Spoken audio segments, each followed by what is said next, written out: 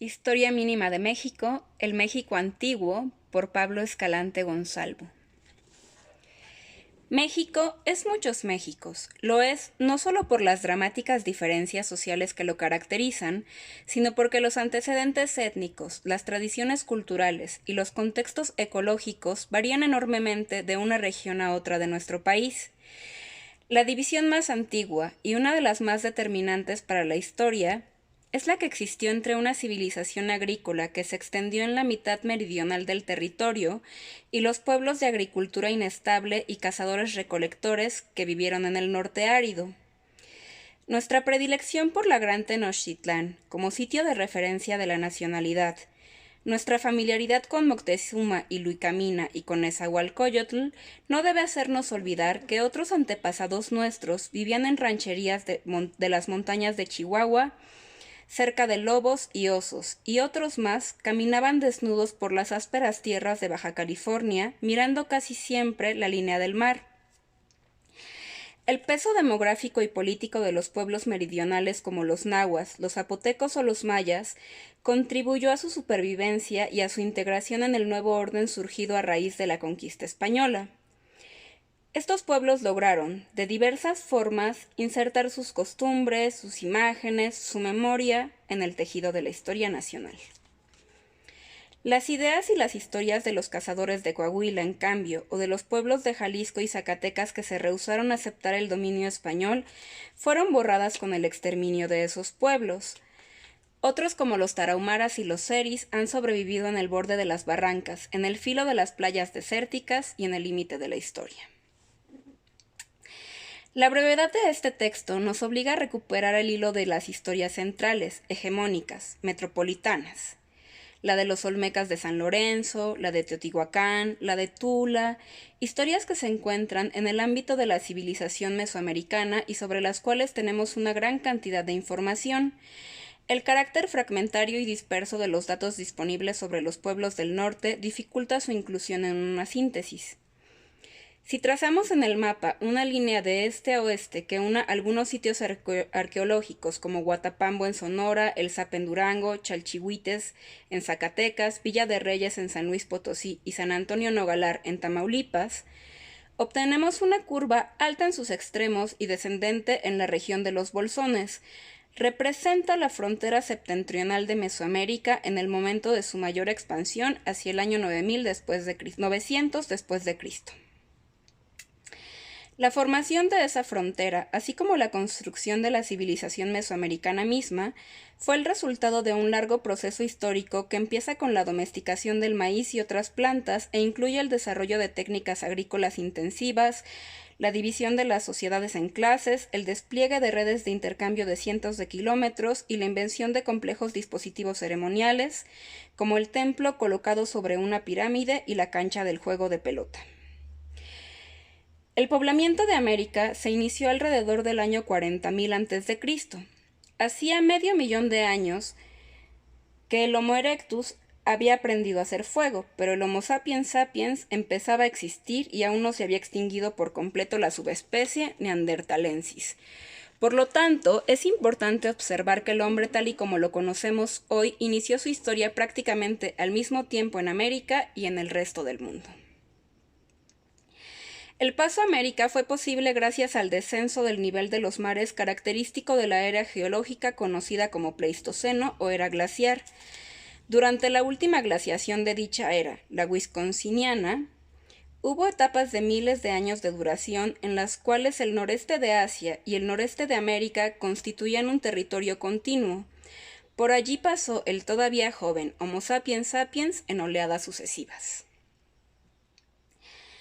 Los indicios más antiguos de presencia humana en el actual territorio mexicano datan del año 35.000 a.C. Entre esa fecha y el año 5.000 a.C., cuando se inicia el proceso de domesticación del maíz y el frijol, solamente encontramos bandas de cazadores, recolectores y pescadores. Estas bandas eran agrupaciones bastante versátiles, susceptibles de descomponerse en sus partes. Durante los meses de escasez, cada familia se situaba en un lugar distinto, construía su enramada o se establecía en una cueva y desde allá aprovechaba los recursos disponibles en las cercanías. Al llegar la estación de abundancia, generalmente el verano, las familias se congregaban en parajes donde se formaba la banda propiamente dicha para cazar y recolectar. Finalmente, varias bandas podían reunirse y formar macrobandas para intercambiar mujeres, organizar batidas de caza o defender el territorio. Una banda estaba formada por algunas decenas de personas y una macrobanda podía agrupar a varios cientos. A esta etapa de la historia mexicana, anterior a la agricultura, se le denomina etapa lítica y la mayor parte de ella transcurre dentro de la fría era glaciar, cuando todavía existían en América caballos, antílopes, mamuts y otras especies que se extinguirían con los cambios climáticos que trajo el Holoceno. Una de las primeras historias de carne y hueso que podemos recuperar del pasado mexicano ocurrió hacia el año 7000 a.C., poco antes de la extinción de la megafauna americana. Las bandas de cazadores-recolectores que vivían en el Valle de México tenían la costumbre de conducir a los mamuts hacia la orilla pantanosa del lago de Texcoco. Cuando estos gigantescos animales se atascaban en el lodo, los cazadores los asediaban y les causaban heridas con sus lanzas hasta hacerlos caer muertos o exhaustos. Cierto día, hace 9000 años, una mujer de 25 años de edad y 1,5 metros de estatura participó en una jornada de caza y tuvo la mala fortuna de golpearse y caer. Murió y quedó sepultada en el lodo con el rostro mirando hacia abajo. En los libros de historia se conoce a esta mujer como el hombre de Tepexpan. La época alrededor del año 7000 a.C.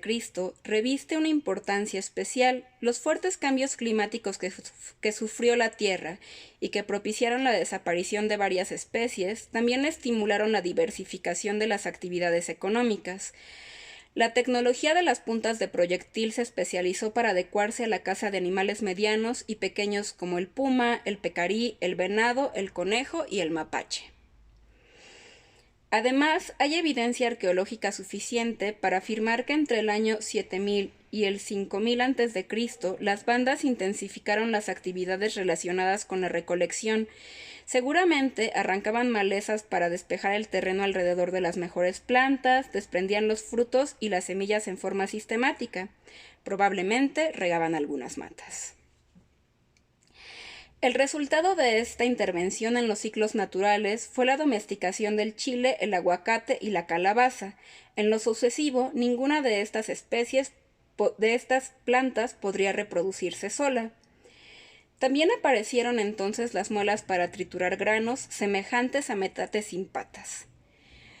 Pero no es lo mismo haber domesticado algunas plantas que ser un pueblo agrícola. Entre un hecho y otro hay siglos de experimentación y adaptación, lo que llamamos horizonte protoneolítico. En ese lapso, apareció el maíz domesticado como consecuencia de la manipulación durante cientos de años de las espigas de la especie silvestre sea mexicana, que fue mutando para producir pequeñas mazorcas y finalmente las mazorcas de alrededor de 20 centímetros, características de la especie plenamente domesticada, sea maíz, iguales a las de la actualidad. También fueron domesticados en esta etapa el guaje, el frijol común, el zapote blanco y el zapote negro. Hacia el final del protoneolítico, los recolectores se habían vuelto agricultores. Ya no podían alejarse de sus matas. Así surgieron las aldeas permanentes. En estas primitivas aldeas se fue completando el repertorio de los rasgos característicos de Mesoamérica. Aparecieron el metate y la mano propiamente dichos, se domesticó la gran calabaza, con cuyas semillas se preparará el cotidiano pipián de todos los pueblos mesoamericanos. Se domesticó el perro y también hay señales de que se empezó a practicar el sacrificio humano y cierto culto a los muertos. Las familias que habitaban estas aldeas formaban unidades sociales más cohesionadas y perdurables que sus antepasados recolectores. Eran sociedades sin estratificación social y sus miembros no reconocían más diferencia que pertenecer a una u otra familia. Técnicamente se las define como tribus.